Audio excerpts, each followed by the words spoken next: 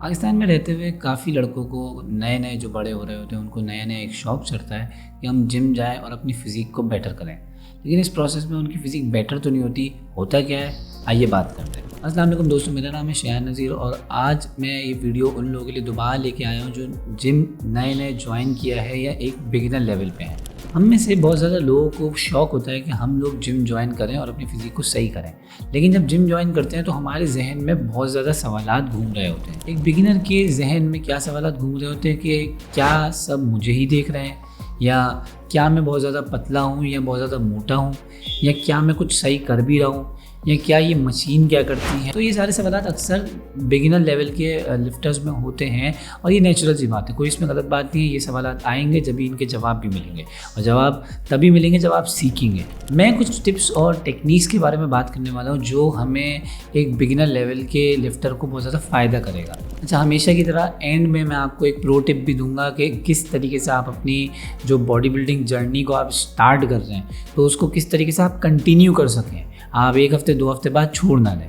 तो ये आपको मैं एंड में एक टिप बताऊंगा। एक तो सबसे पहली चीज़, आप अपने दिमाग में बिल्कुल क्लियर रहें। तो आपके जहन में एक क्लियर एंड गोल होना चाहिए कि इस वजह से मैं जिम ज्वाइन कर रहा हूँ। अब वो एंड गोल कुछ भी है, वो कोई ताल्लुक़ नहीं है इसका कि क्या हो, वो कुछ भी हो सकता है कि आपको वेट गेन करना है, वेट लूज़ करना है, आपको कोई कंपटीशन लड़ना है, या आप एक दोस्तों में बहुत ज़्यादा कॉन्फिडेंस फील नहीं कर पाते अपने आप में, कि वीक फील करते हैं अपने आप को, तो एक कॉन्फिडेंस बूस्ट करने के लिए जाना है, या कुछ भी एंड गोल है तो वो एंड गोल लाजमी होना चाहिए। ये एक बहुत ज़रूरी चीज़ है। लड़के बस जिम चले जाते हैं, 2 से 3 दिन बाद वो छोड़ देते हैं क्योंकि उनको एक क्लियर उनका एक मोटिव नहीं होता जिम जाने का। हर किसी का एक मोटिवेशन होनी चाहिए लाजमी। अच्छा, ये आपकी मोटिवेशन सेट हो गई, आपको पता है हाँ मेरा ये एंड गोल है, तो इसके बाद आपके पास लाजमी एक प्रॉपर शेड्यूल, एक प्रॉपर प्लान होना चाहिए जिसके मुताबिक आप वर्कआउट करें, डाइट रखें, एक्सरसाइज करें। एक प्रॉपर प्लान होना चाहिए, एक प्रॉपर स्ट्रेटजी होनी चाहिए, ठीक है। ये दोनों चीज़ें भी होती हैं। उसके बाद आप जब शुरू करेंगे तो आप बेसिक से शुरू करेंगे कि आप अपनी फॉर्म्स करेक्ट करें, बेसिक एक्सरसाइजेस को हिट करें, जो एक कंपाउंड एक्सरसाइजेस होती हैं उनको हिट करें, ताकि वो आपकी एक बेसिक फाउंडेशन बिल्डअप करें, एक आपकी बेस अच्छी बिल्ड हो।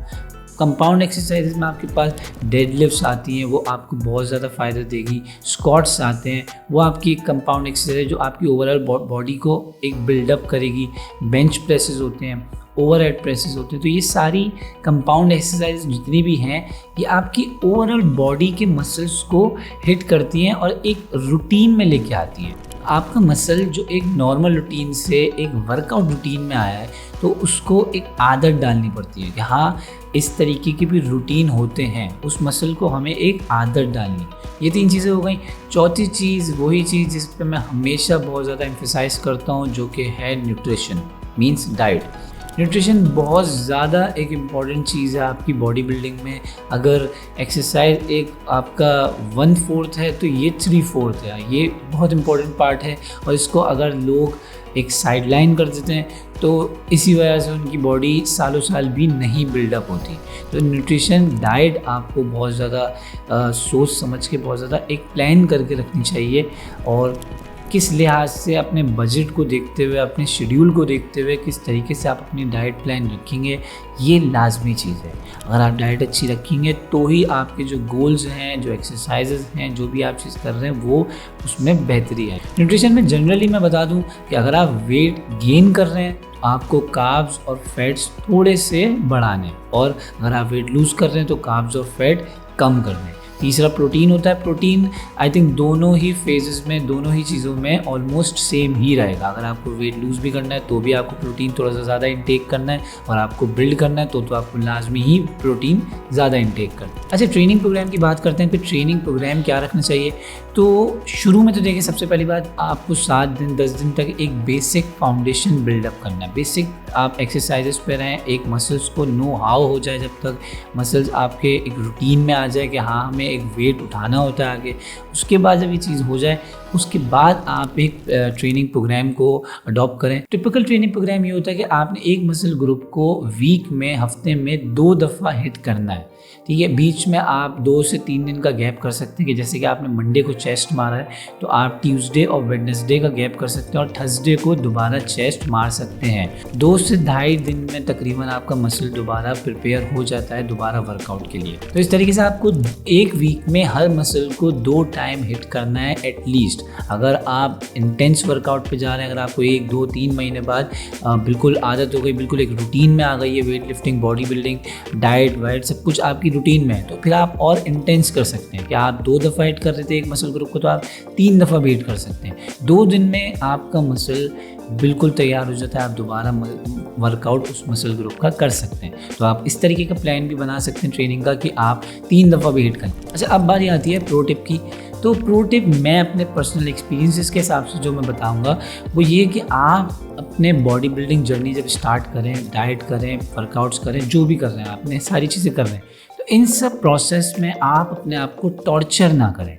इस तरीके का प्लान चूज़ ना करें, ना ही वर्कआउट का ना ही डाइट का, कि आप उसमें टॉर्चर होने लग जाए कि आप एक हफ्ते 10 दिन बाद आप बोलेंगे बस मेरी हो गई, बस यहाँ पे मुझसे ज़्यादा बर्दाश्त नहीं है, मैं नहीं कर सकता।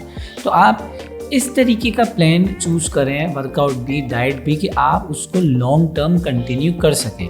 बहुत ज़्यादा अपने आप को टॉर्चर या बहुत ज़्यादा अपने आप को प्रेशराइज नहीं करना है, वरना कुछ नहीं होगा। 6 दिन 7 दिन बाद आप फेडअप हो जाएंगे और आप सारी चीज़ें छोड़ के दोबारा ही एक नॉर्मल रूटीन पे आ जाएंगे। डाइट प्लान की भी बात करूँ तो डाइट प्लान भी इस तरीके का बनाना है कि आपने वीक में या 10 दिन में एक दफ़ा आप अपनी कोई फेवरेट मील एंजॉय कर सकें। कोई बर्गर है, कोई डिज़र्ट है, तो वो आप लाजमी एंजॉय करें। ये एक अपने आप को एक डे ऑफ दे दें। अगर 10 से 15 दिन में आप एक चीट मील ले रहे हैं तो इसमें कोई इशू की बात नहीं है। अगर एक हफ्ते में आप 1 छुट्टी करना चाहते हैं, 2 छुट्टी करना चाहते हैं, 2 भी कर लें, तो अपने आप को बहुत ज़्यादा बर्डनाइज नहीं करना है। वो चीज़ कंटिन्यू करनी है कि जो आप लॉन्ग टर्म आराम से कर सकें। अच्छा, आखिर में मैं सिर्फ ये बात बताता चलूँ और ये बात क्लियर करता चलूँ कि ये जितनी भी चीज़ें मैंने बताई हैं, ये सब टिप्स और टेक्निक्स हैं, वो भी मेरी पर्सनल एक्सपीरियंसेस के हिसाब से और मेरे हिसाब से। ये कहीं भी मैं नहीं कह रहा कि सिर्फ यही सही तरीके हैं और सिर्फ यही तरीका है बॉडी बिल्डिंग या फिटनेस जर्नी स्टार्ट करने का। कोई और दूसरा अच्छा ट्रेनर है, कोई और आप दूसरी रिसर्च करते हैं, अगर उसके लिहाज से भी शुरू करें जो कि बेहतर हो अगर, तो वो भी आप करें। ये मेरी पर्सनल एक्सपीरियंसेस के हिसाब से टिप्स और टेक्निक्स थी जो मैंने खुद भी आजमाई हैं और मैंने काफ़ी लोगों को इस तरीके से शुरू भी करवाई हैं एक्सरसाइज। तो अब हम मिलते हैं अगली वीडियो में, तब तक अपना बहुत बहुत ख्याल रखिए। अल्लाह हाफिज़।